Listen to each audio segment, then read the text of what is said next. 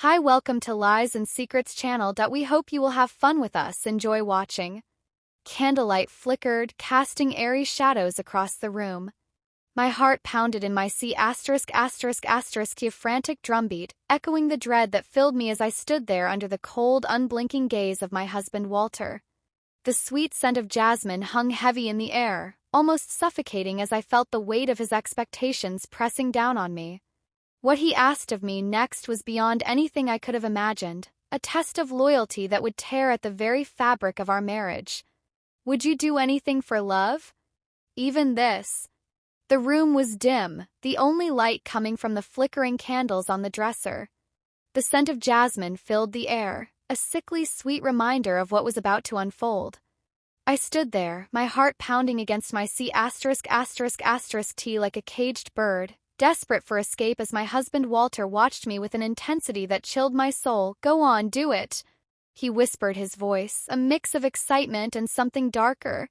My hand shook as I reached out, the reality of the situation, crashing down around me like a ton of bricks. Why, Walter? My voice was barely a whisper, a plea for some semblance of sanity.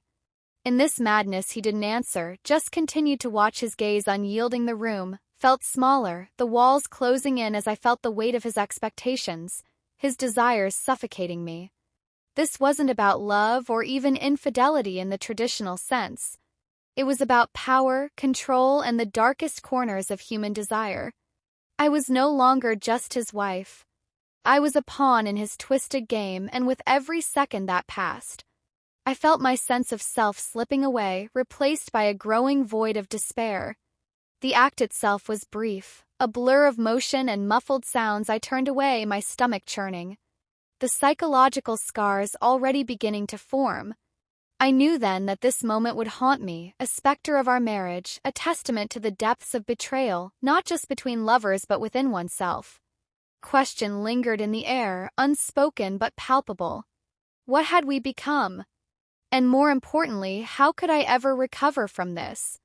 The next morning the sunlight felt like an accusation, as it streamed through the curtains, casting long shadows across the room. I Archie there staring at the ceiling, the events of last night, reparching in my mind like a broken record. Walter was already up his side of the bed, cold, a silent testament to his absence. I could hear him in the kitchen, the clicking of dishes, the mundane sounds of a normal morning, but nothing felt normal anymore. My body moved mechanically as I got out of bed, the weight of my actions, or rather his tration of them. The water from the shower was scalding, but it couldn't wash away. The filth I felt inside breakfast was a silent affair.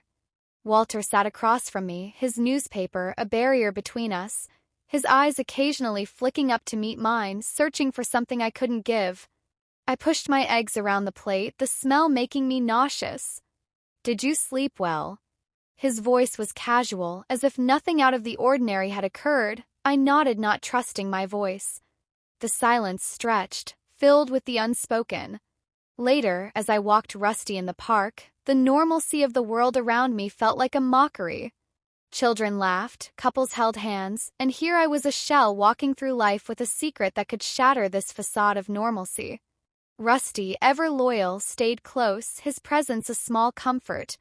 I found myself talking to him, whispering apologies for involving him in our twisted game. At home the day dragged on. Walter was in his study, the door slightly ajar, his voice occasionally drifting out as he spoke on the phone.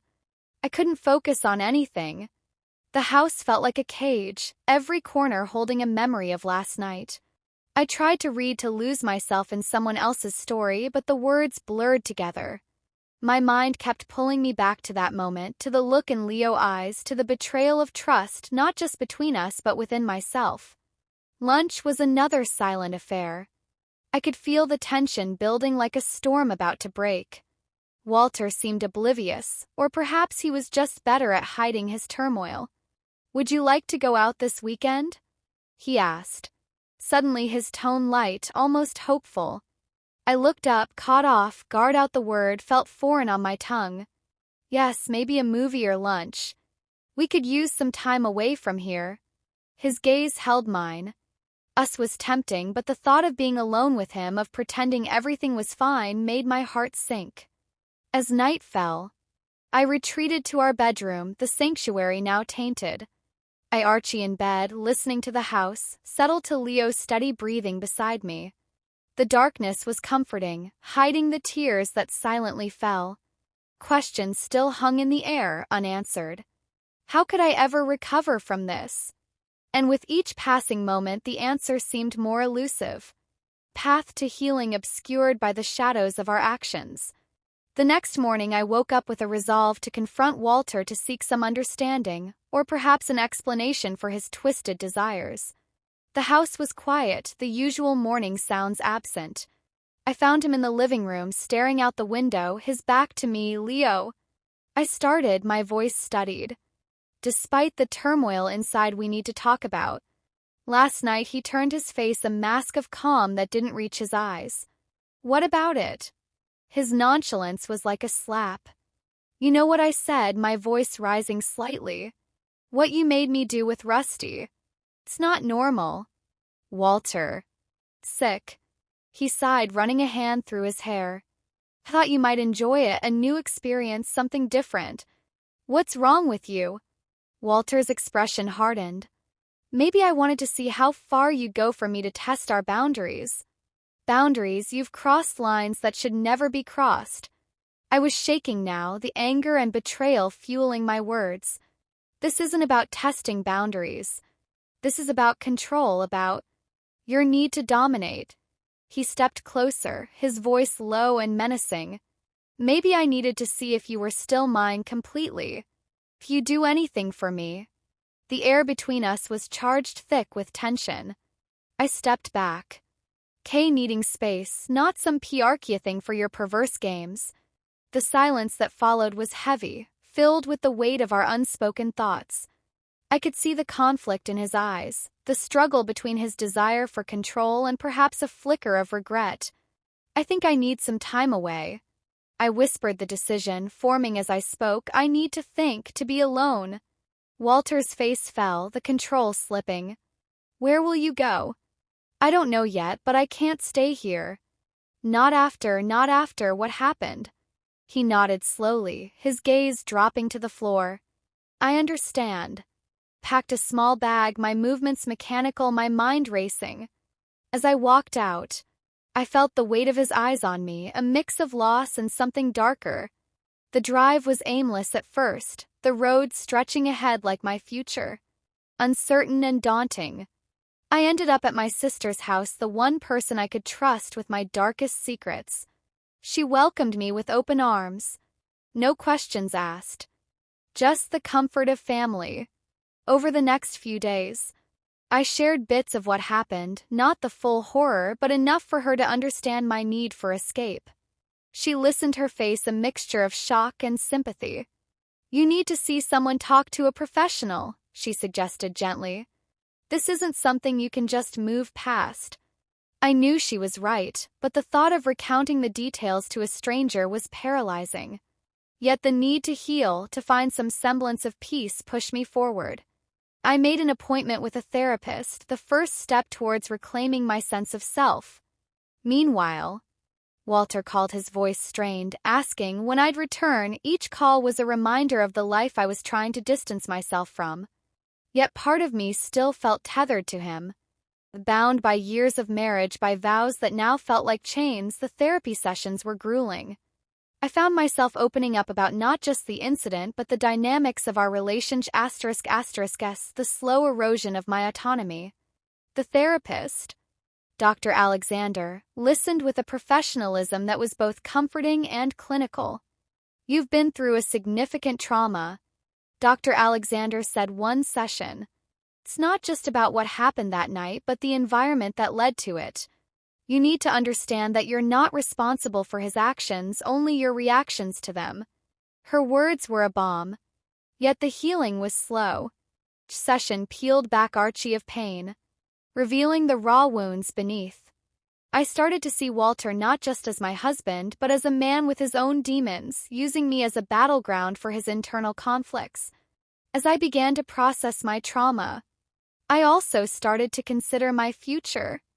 The question of returning to Walter loomed large. Could I ever look at him the same way? Could I forgive or at least coexist with the memories of that night? The narrative was building, the tension palpable as I stood at a crossroads, my heart torn between the familiar comfort of the past and the daunting yet liberating path of recovery and independence.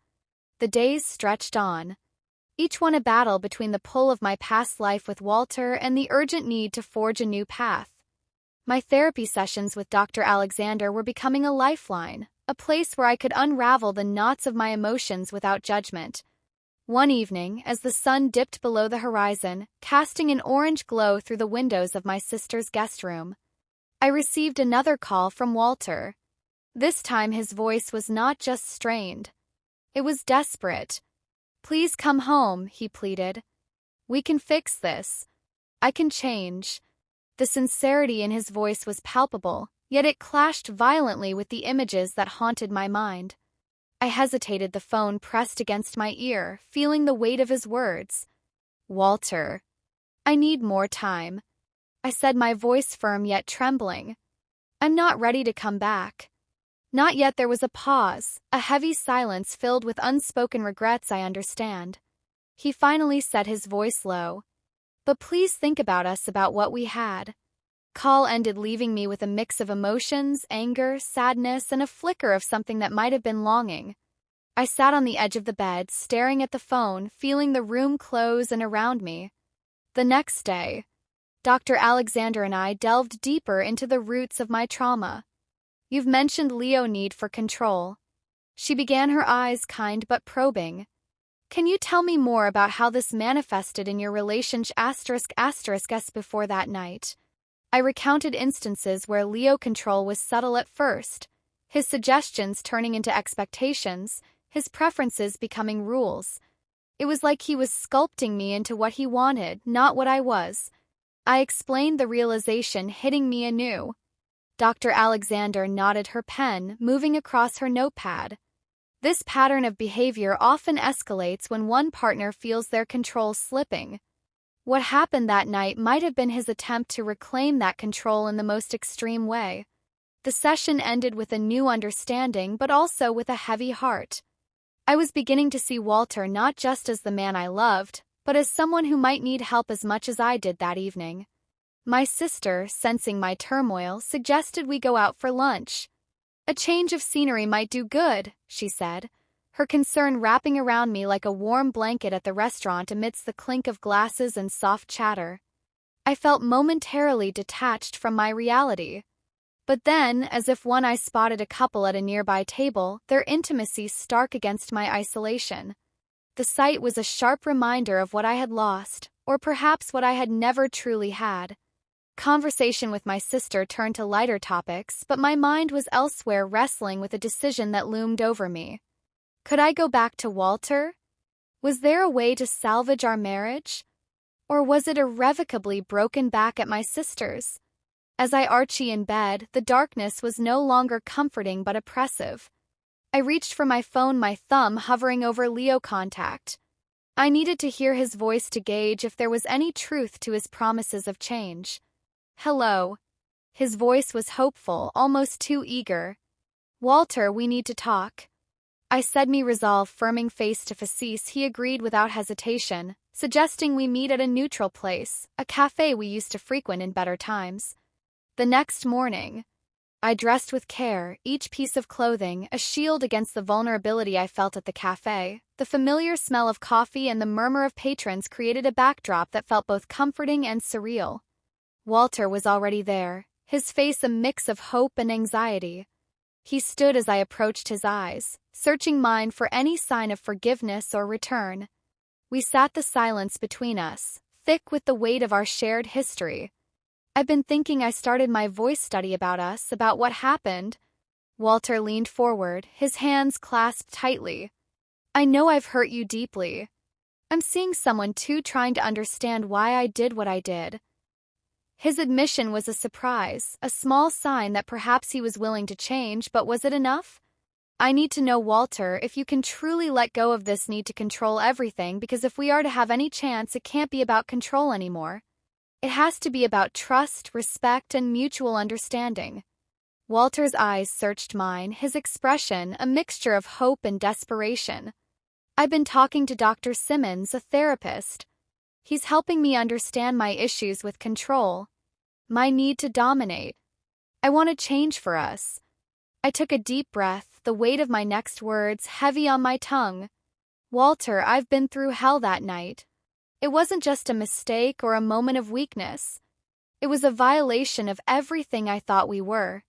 I need to know you understand the gravity of what you've done. He nodded, his voice barely above a whisper. Ida, I see now how my actions have not only hurt you but also destroyed the trust we had. I'm not asking for immediate forgiveness, but I am asking for a chance to show you. I can be different. Cafe around us seemed to fade, the clatter of dishes and murmur of conversations, becoming a distant hum. My heart was pounding, the decision before me. Monumental. I've been seeing Dr. Alexander. I admitted she's helped me realize that I need to reclaim my autonomy, my sense of self, and part of that means deciding if I can ever trust you again. Walter reached across the table, his hand hovering over mine, a silent plea for connection. I didn't pull away, but I didn't take his hand either. I need time, Walter, time to heal, to see if you can truly change, and I need space to find out who I am without your shadow over me. He withdrew his hand. Understanding the boundary I was setting, I'll give you all the time you need. I'll be here working on myself, hoping that one day you might see a new version of me. Conversation shifted then to lighter topics, an attempt to recapture some semblance of normalcy. We talked about mundane things, the weather, the new bakery that opened down the street, anything but the dark cloud that hung over us. Yet with each word, I felt the pull of our history, the years of love and laughter now tainted but not entirely erased. As we stood to leave, Walter looked at me with a sincerity that pierced through my defenses. I love you, more than anything. I nodded, the words catching in my throat. I know, Walter, but love isn't just about feeling, it's about actions. And right now I need to see those actions. We parted with a promise to keep in touch, to continue our separate journeys of healing. Driving back to my sister's, I felt a strange mix of relief and sorrow. The road ahead was uncertain, fraught with the possibility of pain or redemption. In the days that followed, I focused on myself, on therapy, on rediscovering my passions and interests that had been overshadowed by Leo dominance. Dr. Alexander encouraged me to explore new avenues to redefine my identity outside of my marriage. One evening, as I sat in the quiet of my sister's living room, a letter arrived. It was from Walter, handwritten, his script, shaky, a sign of his own turmoil. Inside, he detailed his sessions with Dr. Simmons, his realization of his own insecurities, and his commitment to change.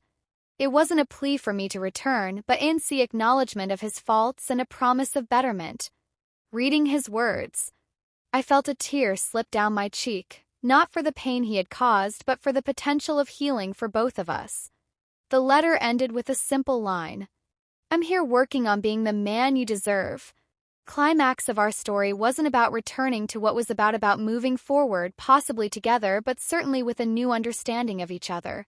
Path to recovery was long, fraught with challenges, but for the first time in weeks, I felt a glimmer of hope, not just for our marriage but for myself. As I placed the letter back in its envelope, I realized that the true test wasn't just Leo's ability to change, but my capacity to forgive, to trust again, and to love without losing myself. The journey was ours, but the decision to walk it together or apart was mine alone.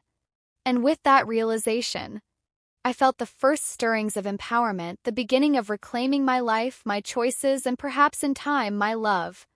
As the weeks turned into months, the distance between Walter and Meru, not just in space but in understanding, my therapy sessions with Dr. Alexander, had become a sanctuary, a place where I could dissect the archie of our relationship, understand my own worth, and learn to forgive not just Walter but myself for allowing the erosion of my identity. The letters from Walter continued to arrive, each one a testament to his ongoing journey of self-improvement. He wrote about his sessions, his insights into his own psyche, and his efforts to dismantle the need for control that had once defined him. These letters were not pleased for my return, but reflections of his own transformation, a silent dialogue between us about growth and change. One crisp autumn day I decided it was time to visit our old home, not to reconcile but to confront the memories, to reclaim the spaces that had once been our. The house felt different, almost foreign, as if it too had been healing from the shadows of our past. I walked through the rooms, touching the furniture, feeling the ghosts of our life together. In the living room where the confrontation had begun, I sat on the couch, the same one where Walter had once sat, his back to me. Looking out the window, I could almost hear his voice, strained and desperate, asking me to come back. The silence was broken by the sound of the front door.